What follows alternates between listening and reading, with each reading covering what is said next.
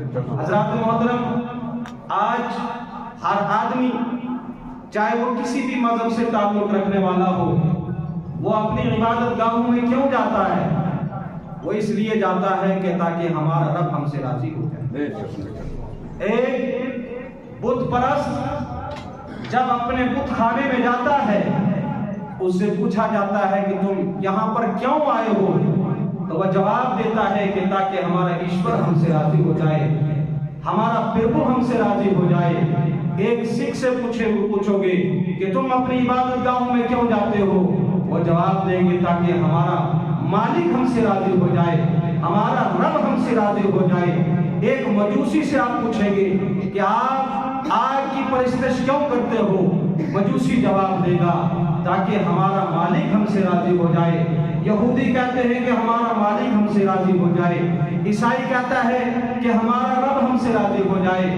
دنیا میں جتنے بھی مذاہب کے ماننے والے ہیں، ان تمام مذاہب کا ایک ہی کہنا ہے کہ ہم سے ہمارا رب راضی ہو جائے، اس لیے ہم عبادت خانوں میں جا کر عبادت کرتے ہیں۔ تو قرآن نے فرمایا ان کنتم تحبون اللہ، اے حبیب پوری قوم کو اعلان کر دو، کسی بھی مذہب سے تعلق رکھنے والا ہو، کسی بھی علاقے سے تعلق رکھنے والا ہو، کسی بھی قبیلے سے تعلق رکھنے والا ہو، کسی بھی کلچر سے تعلق رکھنے والا ہو، کسی بھی فرد کا آدمی ہو، کوئی بھی وہ مشرق کا ہو، مغرب کا ہو، شمال کا ہو، جنوب کا ہو، تم سب کو اعلان کیا جاتا ہے اگر تم اللہ سے محبت کا دعویٰ کرتے ہو تو محبت کا دعویٰ تبھی مانا جائے گا جب تم میرے رسول کی پیروی کرو۔ پتہ چلا کہ ہر مذہب والے کو ہمارے آقا کے دامن سے وابستہ ہونا پڑے گا، حضور کی پیروی کرنی پڑے گی،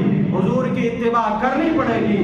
انشاءاللہ العزیز جب ہماری ساری اقوام حضور کی اتباع کرے گی تو جہاں پر اسلام کی بہاریں ہیں وہاں پر امن کی بہاریں بھی نظر آئیں گی، وہاں پر سلامتی کی بہاریں بھی آپ کو نظر آئیں گی۔ حضور کا جو دلایا ہوا دین ہے یہ ایسا دین ہے، سبحان اللہ سبحان اللہ، ایسا آفاقی نظام ہے۔ رب کائنات نے فرمایا تم کسی بھی مذہب سے تعلق رکھنے والے ہو، جب تک تم میرے محبوب کی اتباع نہیں کرو گے، جب تک تم میرے محبوب کی غلامی کا پٹا اپنے گلوں میں نہیں ڈالو گے، تب تک تمہارا رب تم سے راضی نہیں ہوگا ہے۔ اگر تم رب کی رضا چاہتے ہو تو تم نے میرے محبوب کی اتباع کرنی ہے۔ سبحان اللہ سبحان اللہ۔ تو پتہ چل گیا کہ ہم سب کو رسول کائنات صلی اللہ علیہ وسلم کی محبت میں جینا ہے، رسول کائنات صلی اللہ علیہ وسلم کی اتباع کرنی ہے۔ حضرات محترم، یہاں پر ایک بات میں آپ سے عرض کروں، یہاں پر قرآن پاک نے فرمایا قل، اے حبیب آپ اعلان فرما دو کہ اگر تم اللہ سے محبت کا دعویٰ کرتے ہو تو میری اتباع کرو۔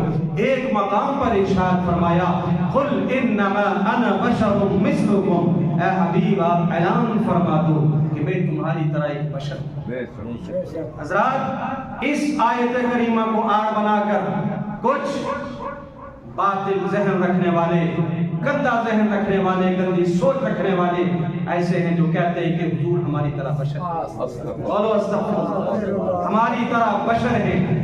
میں تقریب فہم کے لیے ایک مثال آپ کے سامنے عرض کروں کہ اگر ہمارے اور آپ کے جو MLA صاحب وہ کسی جلسے میں کہیں جناب میں تو آپ کا خادم ہوں، میں تو آپ کا نوکر ہوں، میں آپ کا ہر کام کروں گا، آپ کی ہر بات مانوں گا، توجہ ہے؟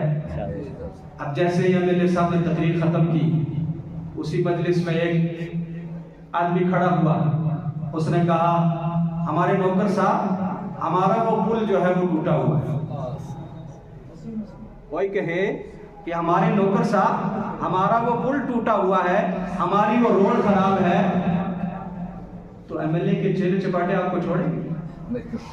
بولو، تو نے ہمارے MLA کی شان میں توہین کی۔ اب وہ کھڑا ہو کے کہے گا ابھی MLA صاحب نے کہا کہ میں تمہارا خادم، توجہ ہے، میں تمہارا نوکر ہوں۔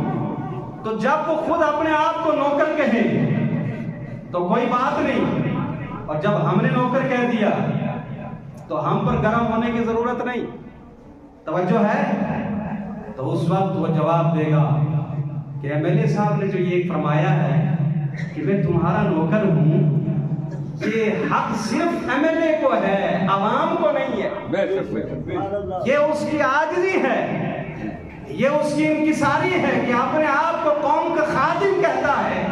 اگر قوم کا کوئی آدمی اس کو اپنا خادم اور نوکر کہے تو اس کے باڈی گارڈ تمہیں چھوڑیں گے نہیں، اس کے چاہنے والے تمہیں چھوڑیں گے نہیں کہ تو نے ہمارے افسر کی شان میں توہین کی ہے، اور یہی رونا تو ہم رو رہے ہیں، اور یہی کہنا تو ہمارا بھی ہے کہ جہاں پر رسول نے فرمایا رب کی طرف سے حبیب اعلان فرما دو میں تمہاری طرح بشر ہوں، وہ حضور کا فرمانا بجا ہے، حضور کا فرمانا کچھ اور وجہ سے تعلق رکھتا ہے، اور تجھے حق نہیں ہے کہ تو حضور کو اپنی طرح بشر